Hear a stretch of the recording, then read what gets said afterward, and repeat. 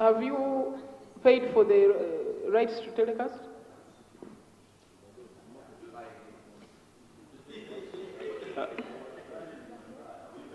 Madam Speaker, we have received a requisition from UBC, and this program is supposed to start on Saturday, and we are working around the clock to make sure that it is fixed. Ugandans can look forward to watching their children play. Okay. 2 months ago, we received 2 bombardiers. If those responsible were not asleep, this was the right time to market Uganda Airlines. They are parked at Entebbe International Airport. Even our Uganda cranes would have been flown to Cairo with our 2 bombardiers.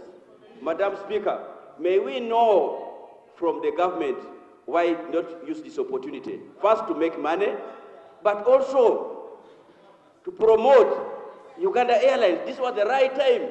Our program of flying these airlines will start in July. They cannot start in June. Unfortunately, they will start in July.